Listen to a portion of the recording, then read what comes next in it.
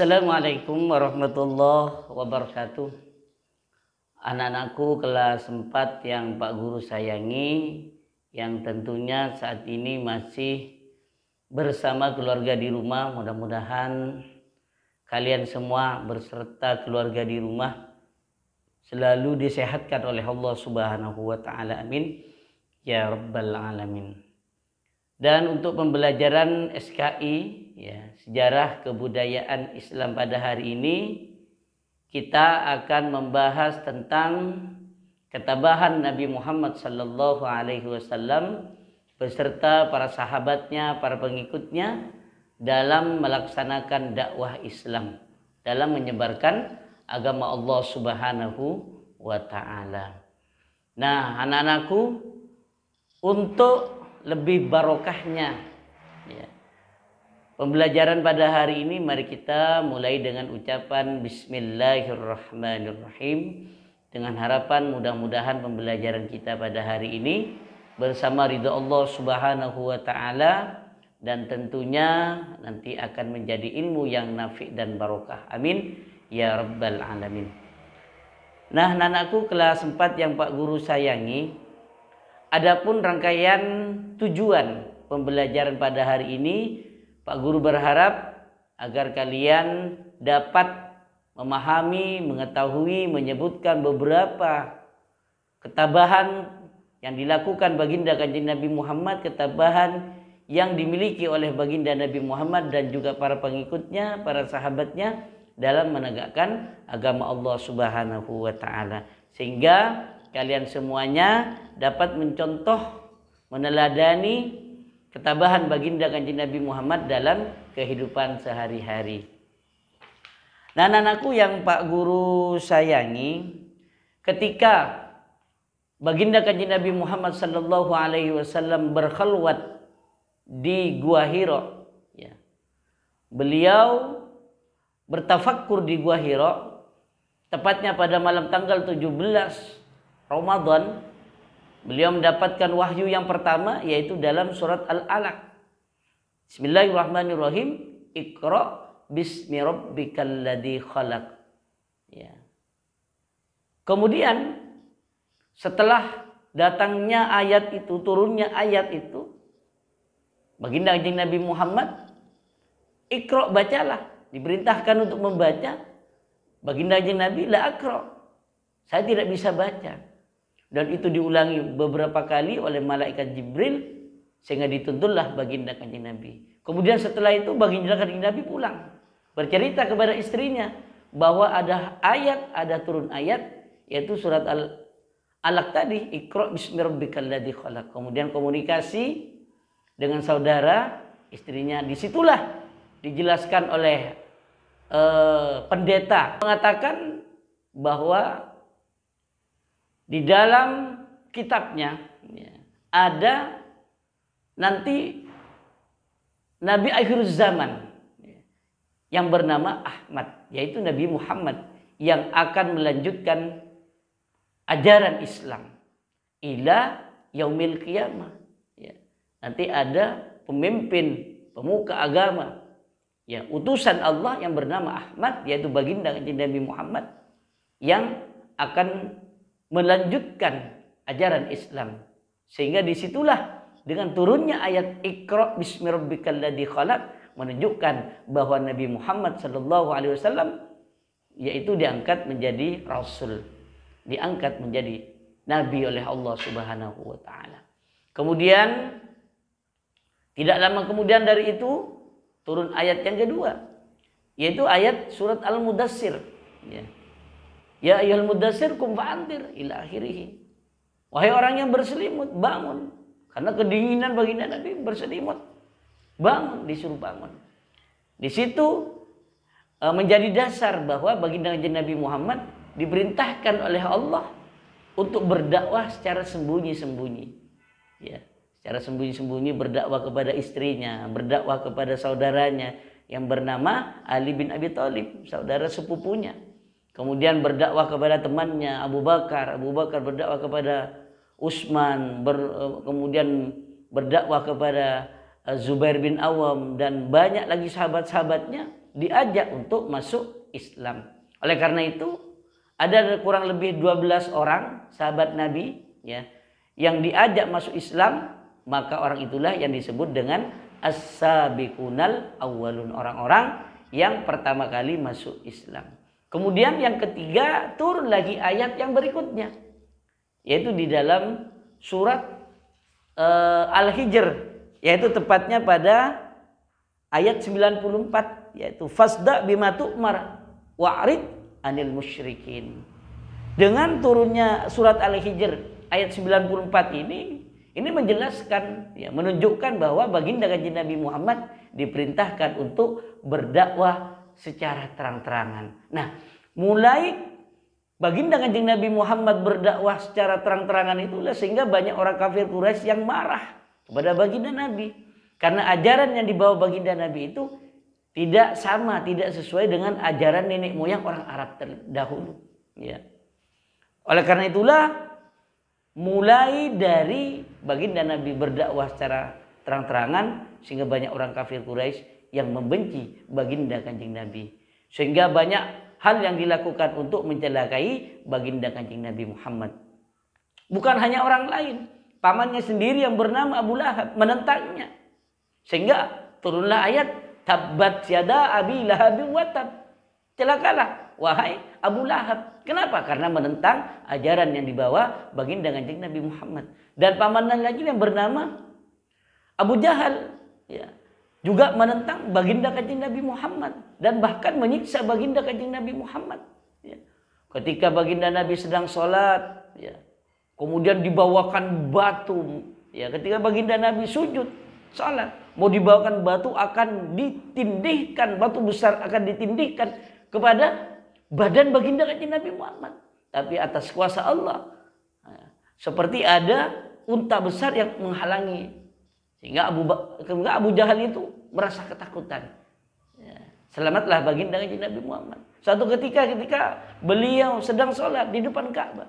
Kemudian beliau melemparkan kotoran unta yang bau kepada baginda Nabi Muhammad. Tetapi baginda Nabi Muhammad tidak membalasnya. Beliau tetap sabar, tabah dan semangat untuk melanjutkan apa yang telah menjadi ajaran Allah Subhanahu wa taala.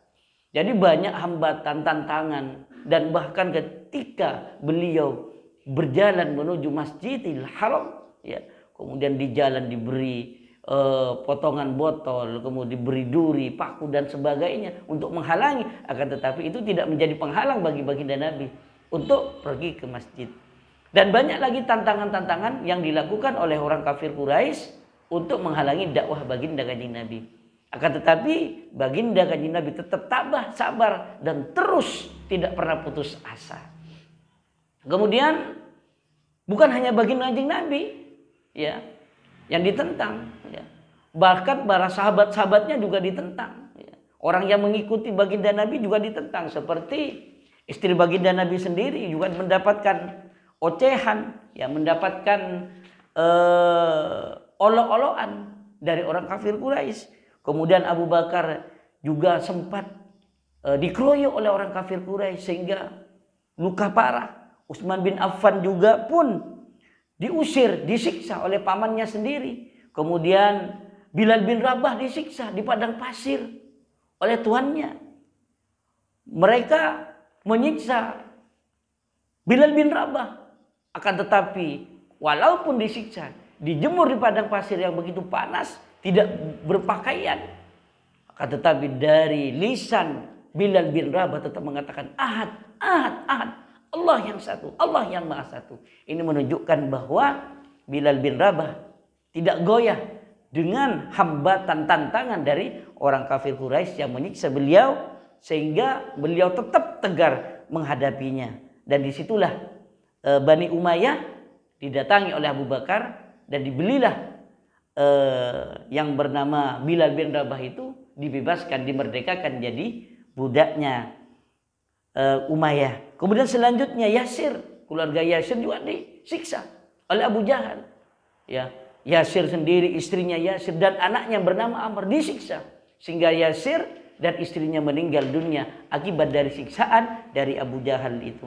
Kemudian Habab bin Ad itu seorang pembuat pedang, ya, membuat pedang. Itu pun disiksa oleh orang kafir Quraisy. Ada yang mengatakan bahwa rantainya, buat rantai-rantai itu dipanaskan sampai merah, kemudian diikatkan di tangannya, kakinya, diseretlah. Ada yang mengatakan sampai pedang yang dibuat merah ditusukkan ke tubuh Habab bin Ad, sehingga beliau itu Habab bin Ad ini meninggal dunia. Zubair bin Awam juga diusir oleh ibunya, tidak diakui oleh ibunya sebagai anaknya karena mengikuti ajaran yang dibawa oleh baginda Kanjeng Nabi Muhammad. Akan tetapi semua sahabat-sahabatnya menerima hal itu dengan tabah, tidak sedikit pun mengurangi semangat untuk terus melakukan dakwah Islam bersama baginda Kanjeng Nabi. Bukan hanya siksaan, justru juga bujukan yang dilakukan oleh kafir Quraisy. Penguasa kafir Quraisy datang, ya, kepada baginda Nabi. Datang kepada baginda Nabi untuk apa? Untuk membujuk baginda Nabi. Ya. Apa yang diberikan? Kalau baginda Nabi itu berhenti berdakwah, maka akan diberi harta sebanyak-banyaknya. Akan diberi wanita yang cantik. Akan dijadikan pemimpin, akan dijadikan penguasa, akan diberi tahta. Asalkan baginda Kanjeng Nabi berhenti berdakwah. Akan tetapi semua ditolak oleh baginda Nabi. Baginda Nabi menolak harta, tahta dan wanita cantik. Ya. Baginda Nabi lebih memilih ajaran yang dibawa Allah Subhanahu wa taala. Sehingga ketika baginda Nabi disiksa tidak berhasil, sahabat disiksa juga tidak berhasil, orang kafir Quraisy memboikot Bani Hashim, memboikot orang Islam. Ya, artinya pemboikotan itu tidak ada hubungan, putus hubungan antara kaum kafir Quraisy dengan orang Islam.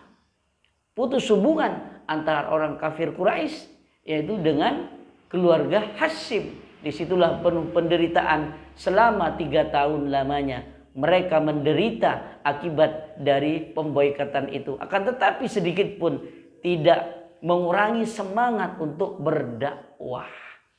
Dan atas kuasa Allah, papan pemboikotan itu yang ditempel, ya, di Ka'bah itu lama-lama dimakan rayap dan jatuh juga, habis juga, hilang juga selama 3 tahun. Dan disitulah kemudian pemboikotan sudah berakhir. Inilah anak-anakku yang Pak Guru sayangi, semangat baginda Kanjeng Nabi Muhammad, semangat para sahabat-sahabatnya dalam menegakkan agama Allah, dalam berdakwah. Walaupun banyak rintangan, hambatan, bahkan bujukan yang datangnya kepada baginda Nabi, akan tetapi tidak sedikit pun baginda Nabi dan para sahabatnya goyah, ya, tidak pernah putus asa walaupun hambatan, tantangan selalu dihadapi setiap hari. Dan ini yang bisa kita jadikan motivasi pembelajaran bagi kita agar kita terus bersemangat untuk belajar, ya, harus bersemangat untuk melanjutkan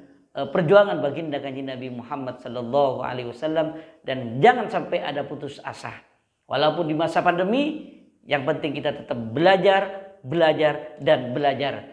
Selamat belajar dengan baik. Mari kita lanjutkan apa yang menjadi perjuangan baginda Kanjeng Nabi Muhammad sehingga kita nanti di akhirat bersama beliau. Amin ya rabbal alamin. Nah, anak-anakku yang Pak Guru sayangi, itulah sekelumit rangkuman dari apa yang Pak Guru sampaikan. Mudah-mudahan bersama ridha Allah, dan nantinya kalian buka LKS-nya pada halaman 11. Ya, halaman 11 kalian kerjakan. Yang punya buku LKS langsung di buku LKS-nya, yang nggak punya kerjakan di buku tulis. Kemudian kalian buka juga di buku paketnya, yaitu pada halaman 13. Ya, halaman 13 kalian kerjakan halaman 13 di buku tulis, jangan di buku paketnya ya, karena ini buku pinjaman, tidak boleh dicoret-coret. Demikian dari Pak Guru, dan Pak Guru simpulkan pada pembelajaran kali ini.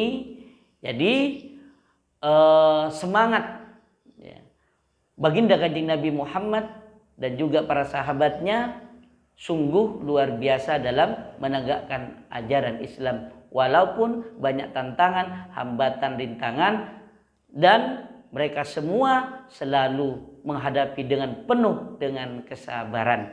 Dan mudah-mudahan kita semuanya dapat mengambil hikmah dari pembelajaran ini. Demikian dari Pak Guru, kurang lebihnya mohon dimaafkan. Wallahul muwaffiq ila aqwamit thoriq. Wassalamualaikum warahmatullahi wabarakatuh.